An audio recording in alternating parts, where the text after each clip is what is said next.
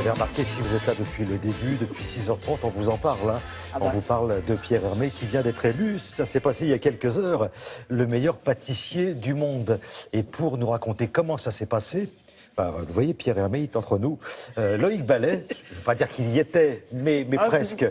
Vous l'avez rencontré il y a quoi, il y a 3-4 mois? Il y a quelques semaines, en tout cas, on l'a rencontré. C'est assez important parce que ce concours, c'est The World 50 Best. À la base, ce sont 1000 experts qui, chaque année, 1000 experts qui sont de tous les pays, de toutes les nationalités, et qui vont voyager sur les 5 continents et qui vont goûter tous les plus grands restaurants. Et ils déterminent les 50 plus grands restaurants au monde.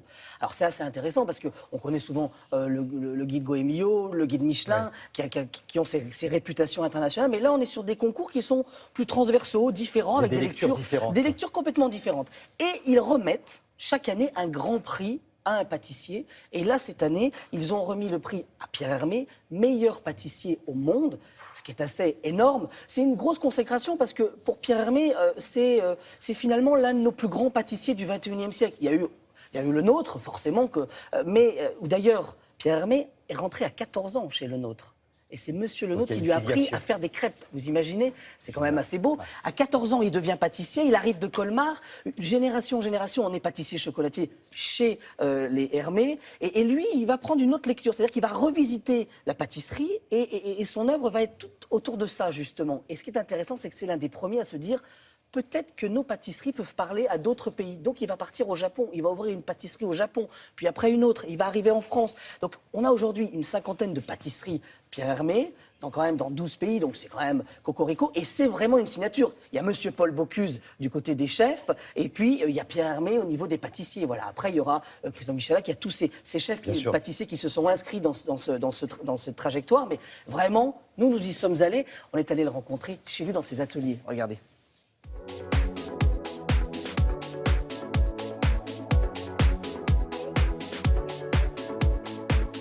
Bienvenue à Paris. Là, c'est chez vous? Non, c'est pas chez vous, là. Non, c'est pas chez moi, c'est l'atelier de création. Tout s'imagine ici, en fait. En fait, tout ce qui est dans les boutiques est créé ici et mis au point ici avant d'être diffusé dans les différents pays et auprès des chefs pâtissiers de la maison. Bon, donc là, c'est hyper intime comme tournage. Il y a peu de gens qui viennent ici, voilà, oui, effectivement. Oui, on vous connaît plus dans les pâtisseries. Voilà. Bon. Et d'ailleurs, je préfère qu'ils viennent dans les pâtisseries.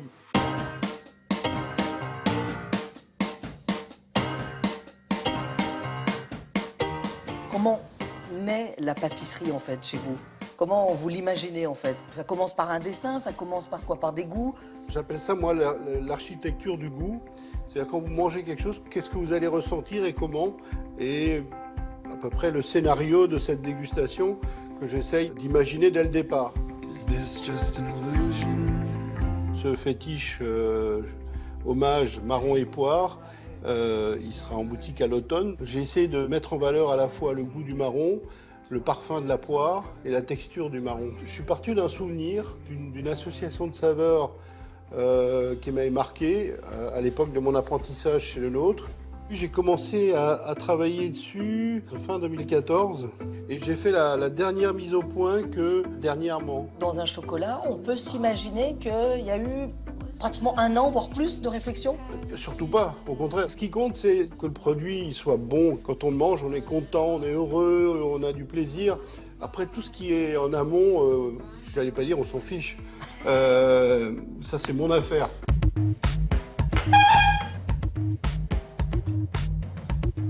J'aurais jamais imaginé. On est au 3e étage de vos bureaux et le triporteur est là, tranquille. Je sais pas s'il va redescendre par contre. Par les escaliers, on va rouler. Vous êtes pâtissier, chocolatier. Comment vous vous définissez justement? Parce que là, on met à l'honneur le chocolat aujourd'hui.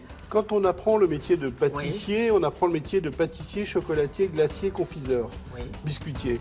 Ce chocolat vient d'une plantation donc, qui s'appelle Paineras. C'est une plantation qui se trouve dans le sud de l'état de Bahia. Vous ne pourriez pas travailler un cacao sans forcément être allé voir d'où il vient? C'est important pour vous? Lorsqu'il s'agit d'un ingrédient exceptionnel comme celui-ci, moi j'aime bien aller sur place, j'aime bien voir, j'aime bien rencontrer les gens qui le font. Le dessert finalement, celui-ci en avait un qui vous résume, ou celui que vous aimez en tout cas? Il y a un souvenir qui est très présent, c'est la tarte au quetch que faisait mon père.